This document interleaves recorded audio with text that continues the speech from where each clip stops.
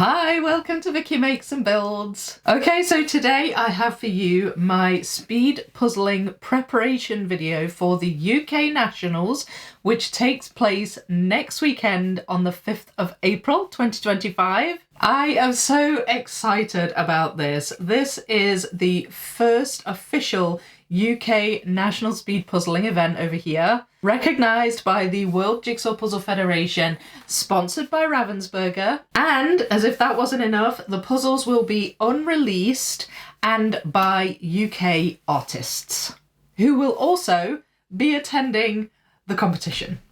So let me explain the layout of the day. The doors will open at 11 AM, with the solos event starting at 12. We will have 2.5 hours to complete a 500-piece puzzle. Then at 3 PM, the pairs event will start and we will have 2 hours to complete a 500-piece Ravensburger puzzle. And that's it, there won't be any team events. So just to let you know, the event will be live streamed on YouTube with commentary.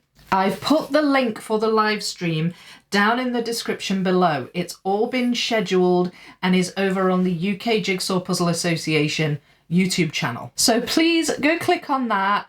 Click the notify me button so you know exactly when it starts. I believe it starts at 11:45, and drop them a sub as well. They're a small channel, pretty new. It'd be great if we could get more followers over there.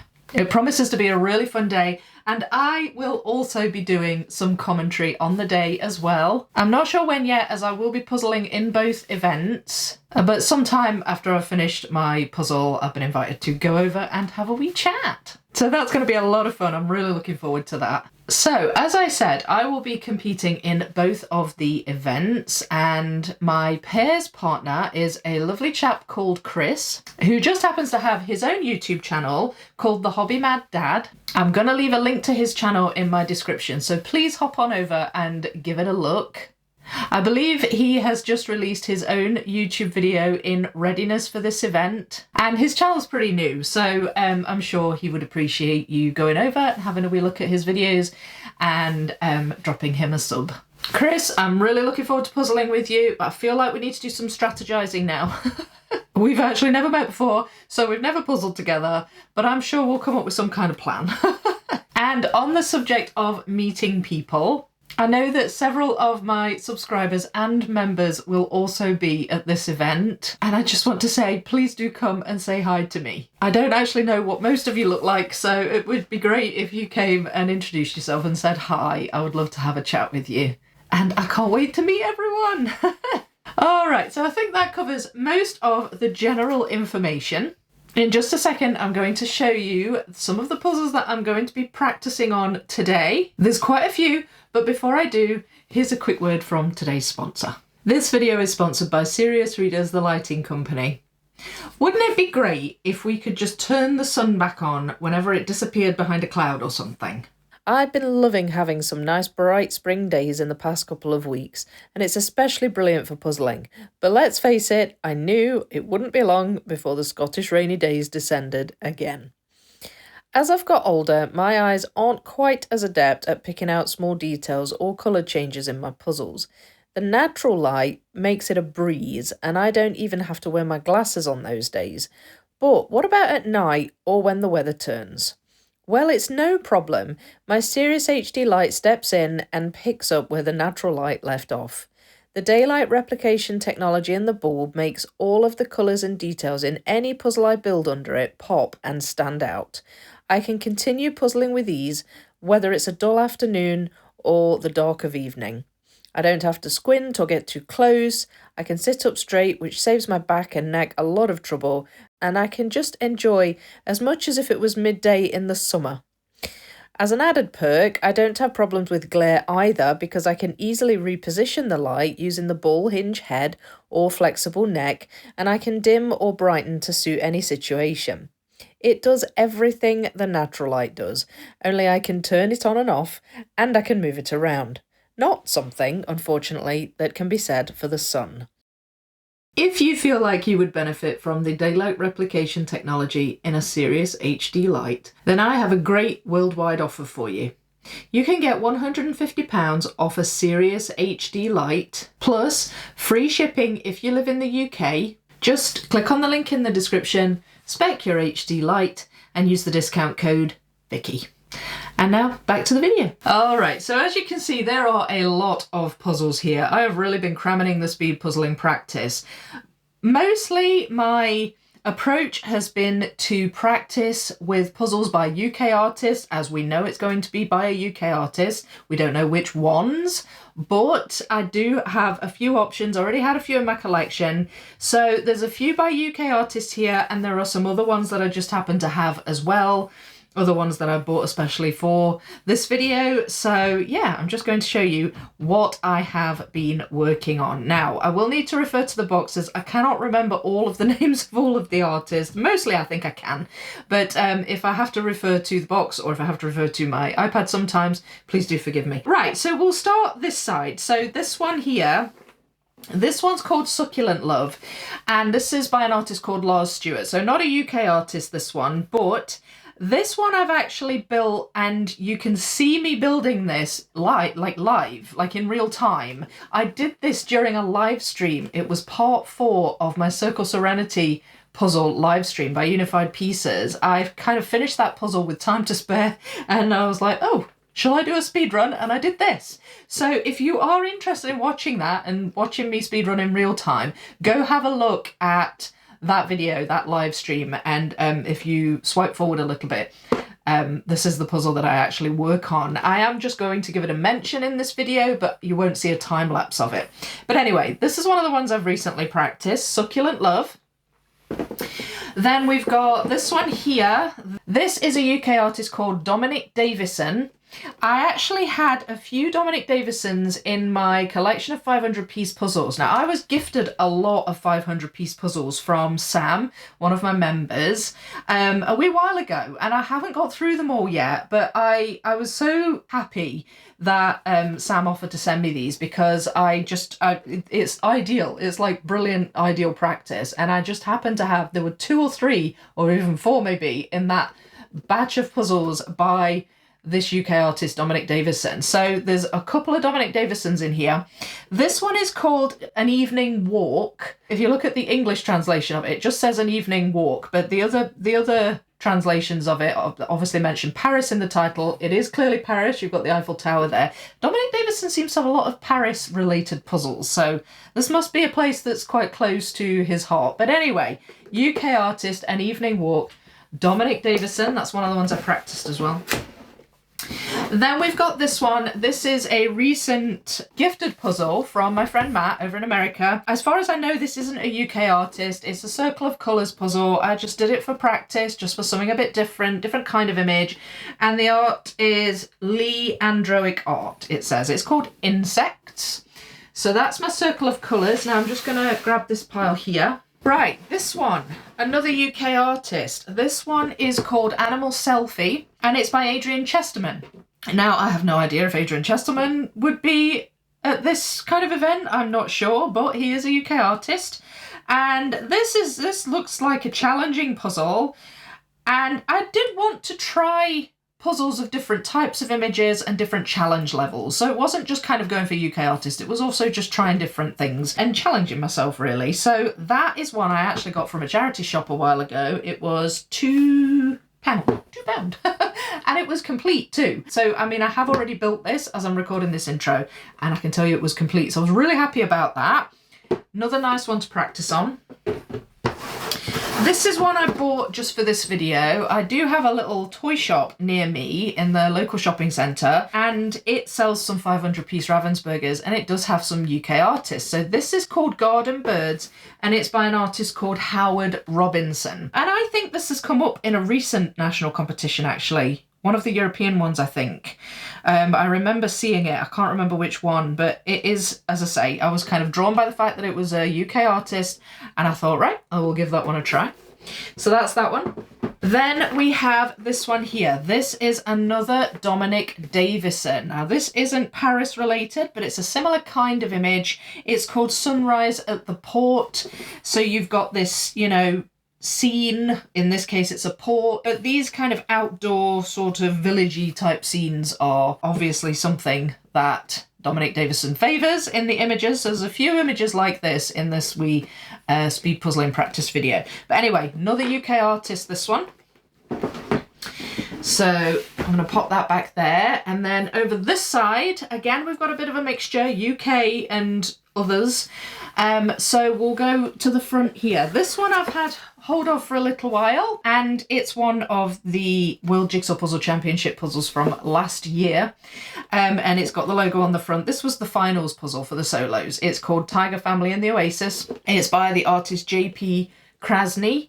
And yeah, I've been wanting to practice on this puzzle for ages. It's absolutely beautiful. Now, animals with stripes or, you know, animal fur generally aren't my forte. I did a zebra puzzle once, speedran it. It wasn't one of my best times, but it's just gorgeous. It's a gorgeous image, so I would have been happy to do this anyway, but I did do it for speed, and so yeah, we'll see how I got on with that one. This one here, now this is a fun one, right? I used to watch My Hero Academia with my kids for a little while. My Hero Academia is an anime series, and this is one of the puzzles used in one of the national events from last year, I believe. Again, I forget which one, but it's called The Superheroes, and it's the My Hero Academia project. And so, yeah, it's a fun one. Not easy, but definitely a fun one.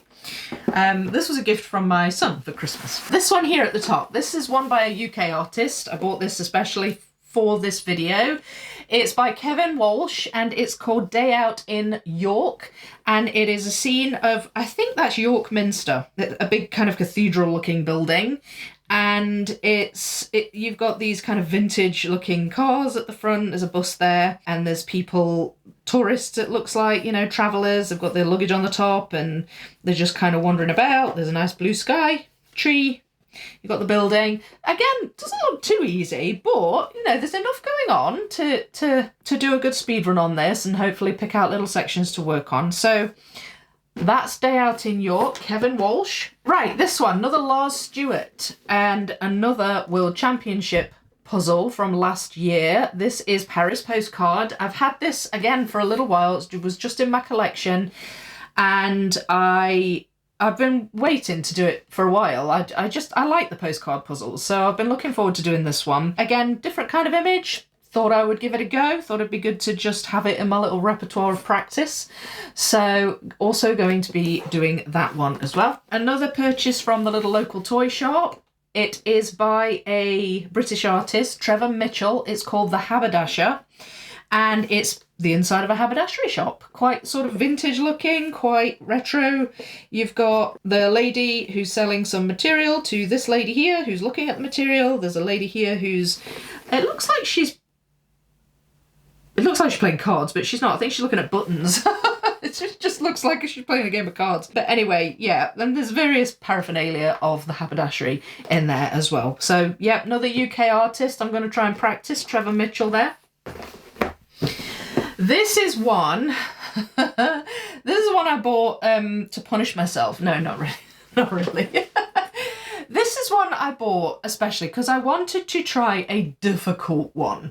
Now, I believe this was a pairs puzzle, I think, and it's from last year's Worlds, and it is called Pink Thunder. Now, this is from the Power of Nature series. There's a few different ones of these. In fact, there's a whole bunch of them listed on the back. I've seen them crop up at various different national competitions. Usually they're pairs puzzles because they're quite difficult. Anyway, I wanted to have a go at this. I actually built this one under my serious light because I thought it might help with these really subtle kind of purple gradients in the sky. Anyway, tough puzzle. It says Getty Images on it. It was really just to practice a really tough puzzle and just see how I did with it. So not expecting any majorly great times on this one, but it's beautiful though. I think I'm going to enjoy it. But anyway, that's that one, Pink Thunder. And then last but not least is this one here. This one is called Tranquil Harbour, and this is also by a UK artist, Stephen Cummins. And another outdoor scene, kind of a village, got a harbour going on, so some boats, some water, some sky, bit of everything happening here. So a lot of similar type images from the UK artists. So I don't know, maybe we'll get something like this, I'm not sure. Or maybe they'll throw a complete curveball at us, we'll see. We'll see what happens. It's tricky that it's unreleased puzzles. But I mean, that's a good thing, that's a good thing. So also gonna have a go at this one and yeah, see how I get on. So a lot of puzzles here.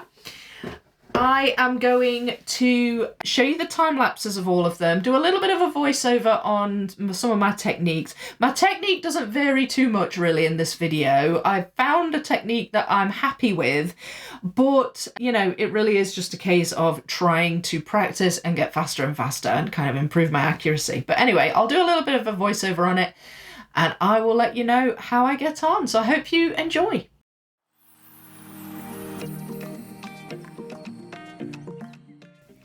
Alright, so with all of these puzzles, I have used the full flip method. Now, at the start here, I flipped all the pieces and I separated the edges. That is what I have been doing with the full flip, separating the edges whilst I've been flipping them, and I've been getting faster at that, so I've been pleased about that. I don't always build the edges first. Sometimes it makes more sense to build the inside of the puzzle, especially with a puzzle like this one. But I was pleased with the result on that one. This one I built the same way, flipped the pieces, separated the edges. I did the edge first in this case, and I started with the sky. I find that transition lines like a horizon are quite easy to pick out. And this kind of image is one that I have always assumed is going to be difficult for me, but I was pleasantly surprised by this time. I didn't think I did too badly. An hour and 5. Same again with this kind of image. You've got a scene, whether it be a village or a countryside scene or something like that. Anything with a horizon and some sky. If there's clouds in the sky or if there's a gradient in the sky, maybe it's a sunset or something, I find the sky quite easy to pick out, to do if there are some things in the sky. The transition lines, again, find those quite easy to do. And again, I thought this puzzle was going to be hard and a struggle, and I was pleased with that time. An hour and 5 minutes again.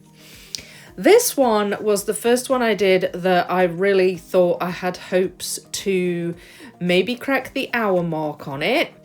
The postcard puzzles do have a tendency to get quick times with most people that do them.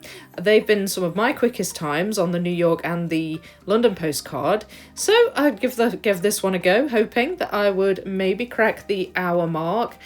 And alas, it was not to be. Very close, an hour and 3 though. This is the one I did in the live stream. There's no time lapse for this. This took me a while, an hour and 21. It was hard puzzle, that one was. And speaking of hard puzzles, there is this one. Now this one I built under my Serious light, so you'll see the light moving. The handy thing about this light is that I can move it around, and the reason I did this puzzle under that light is because I thought it would really help me to highlight some of the really subtle gradients. There are a lot of dark parts to this puzzle. I knew I wasn't going to get any world-beating times with this. It's a difficult puzzle. It was a pairs puzzle at Worlds, and I was doing it solo. But overall I enjoyed it and I was pleased with the time. You would think that the dark pieces would be difficult to see on the black background, but actually it wasn't bad at all having the black background. Not a 90-minute qualifying time on that one, but still not too bad at all, I thought. This one, this was the opposite. I thought this one would be easier than it was, and it kind of stumped me. But this is one I did later at night. I think it was one of more than one I'd done in the same day, and I think I built this tired. I was tired when I built this puzzle, and I was a little bit disappointed by the time on this one. I was expecting to do a little better, but it was more difficult than I thought. So an hour and 15 on that one. Garden birds. I wasn't under any illusion that this was going to be tricky for me. There are lots of nice little blobs of colour in this with the birds and everything. The birds are very bright, but there's also lots of greenery with the leaves and flowers as well. Flowers can be quite tricky to do in a puzzle. I was a bit all over the place with it, but I didn't feel like I struggled or slowed down with any particular parts of it. I just kept going. And yeah, it was just, I don't know, I felt it was just a fairly tricky image. An hour and 15 again on that one. This one I thought was going to be tough. I did not expect to get a good time on this. And by this point with these kinds of puzzles, I had started to pull out as I was flipping, not just edges. I would also pull out other obvious piles like the sky. Often it would be the sky. And what that did was, even though I may not have built it first or straight away, what it does is it kind of whittles down the remaining pile a bit, and it just makes it feel more manageable. And I actually did that more and more as I went along. And again, very pleasantly surprised by this time, an hour and 11. This one, I didn't really have any expectations on it. Circle of Colours puzzles can be really hit and miss for me. Unfortunately, I didn't get the whole time lapse on this. The camera stopped filming before I got to the end, and I never noticed to restart it again. So we've got most of the build here, but not all of it. It was one of the trickier ones, this one. Really fun, but a little bit trickier. I'm not sure what it is about circle puzzles that make some tricky and some not, but 1 hour 10, not too bad, not too bad, quite happy with that. This one is gorgeous, and unfortunately, again, I don't know why, but I seem to have some footage missing from the beginning of building this, so unfortunately we've got this from halfway through. I enjoyed this puzzle a lot. I'm not good at stripy animals, but I enjoyed it a lot, and again, I think all the practice I'd been doing helped me. Unfortunately, I stopped the timer to go and deal with something and forgot to restart it, so I think my time was around an hour and 10 on the tiger puzzle. My timer was stopped at an hour and 6, but it took me roughly 5 minutes to finish it off, so no detailed time on that one, unfortunately. This one was tricky. It was fun, but tricky. Lots of animal fur, again. And yeah, it was, I just kept going, just kept trying to pick out patterns and observe and figure it out. And yeah, pleasantly surprised by this time as well, an hour and 13. Alright, so it was my goal in this video to try and crack the 1 hour mark on a first try speedrun. I have yet to manage that. I have come very close, as you saw with the Paris postcard, but I didn't manage it up to now. So I have one more puzzle to do, and it is this one. And I'm hoping upon hope that I managed to break the hour mark with this. I think it's possible. I've actually surprised myself with images like this. I have approached them feeling like they were going to be really difficult and that I was going to struggle. I did the puzzle An Evening in Pisa, and I got my first time on that was quite high. Another similar puzzle, The Lighthouse at Sunset, Dominic Davison. That was another one where it was closer to the 90-minute mark. Now, I am aiming for under 90 minutes with these puzzles, even though we do get 2.5 hours to do them in. But I really want to break the hour mark. So I feel like I have improved with images like this. I feel like it's possible, but I just hope I can do it in this video. It'd be so good if I could at least do it before I get to the Nationals. I have still got another week to go, so I can do some speed puzzling next week. But I've not picked easy images, I have to say. But that's fine, but we'll see how I do. Wish me luck. Okay, I'm going to apologise in advance. There's a different camera angle for this. The reason being because I decided to record it with my phone. The problem with my Canon camera is it tends to stop recording after like an hour, and I don't always notice because I'm so busy speed puzzling. And it's a bit distracting, so I thought I'll do it with my phone, but I thought I'd kind of covered a wide enough area, but you've only really got about 2/3 of the puzzle here. So some of it you can't see coming together.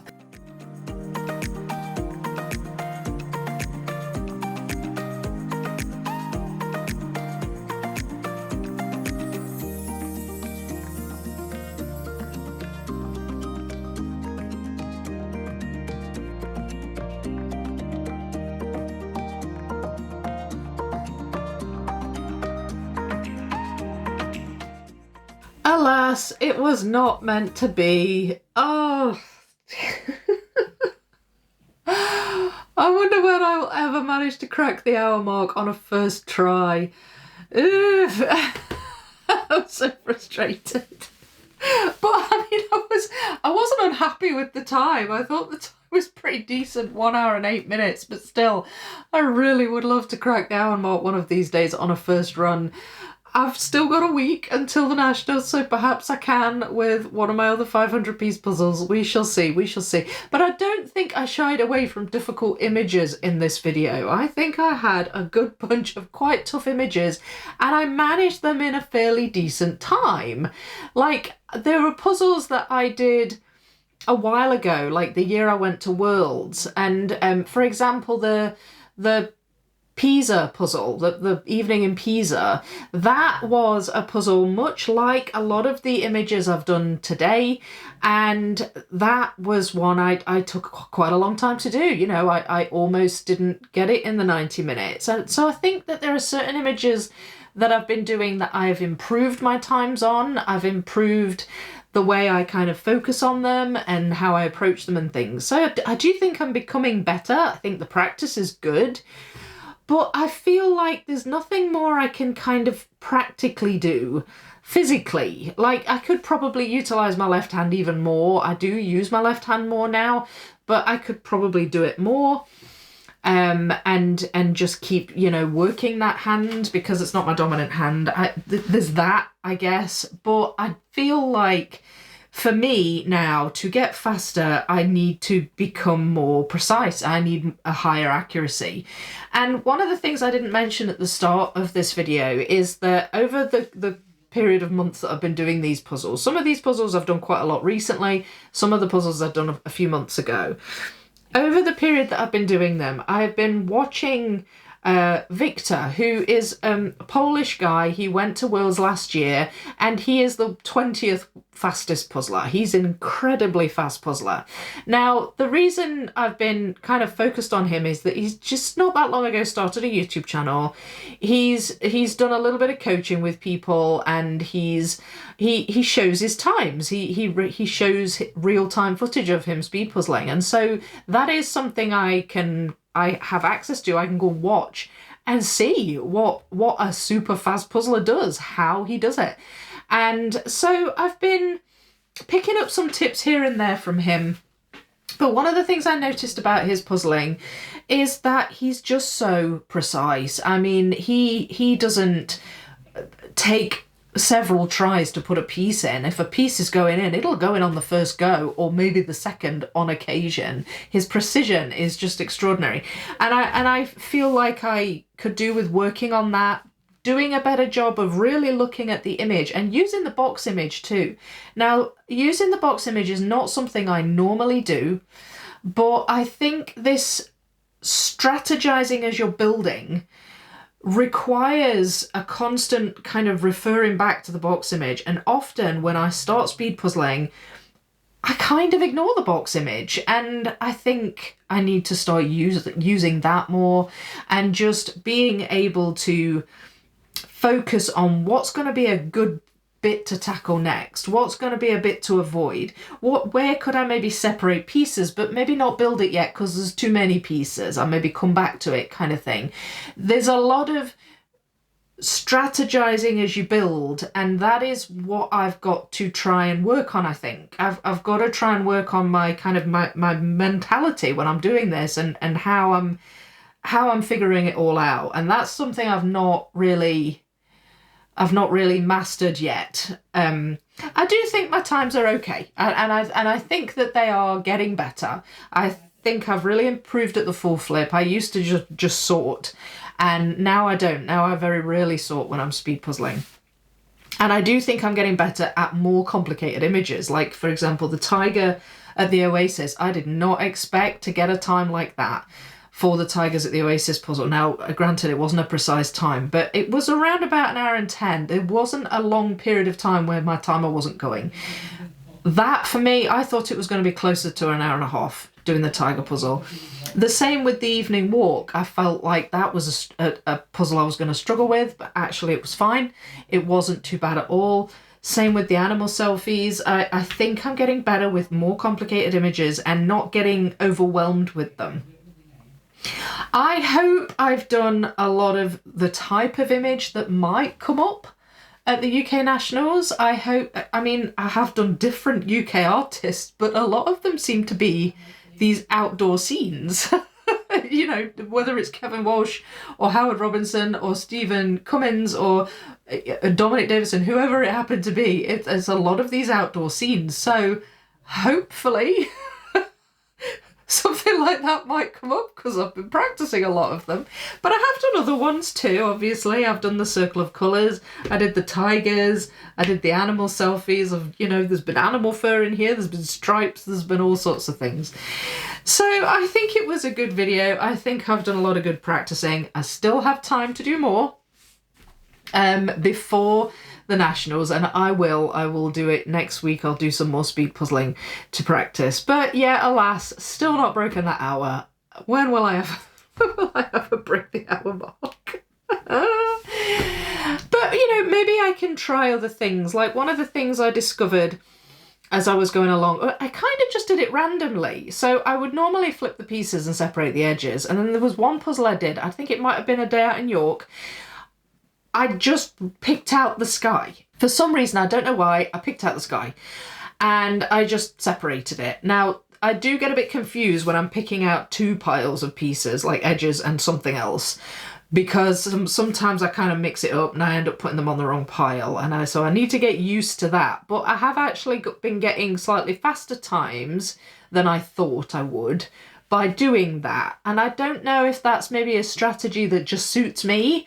To take out another pile, like almost like a mini sort, but with a view to just whittling down the big pile of pieces that remain, so that I'm not looking at this huge mass of pieces. It's more of a, right, that's the sky, that's the edge, that's what's left, and what's left is just not quite so taxing on the brain to kind of focus on what's there and things. And especially if I've taken out a big pile, like the sky or something like that, it means you're left with littler sections, which are probably better to start with and will probably help to improve my accuracy a bit more, maybe.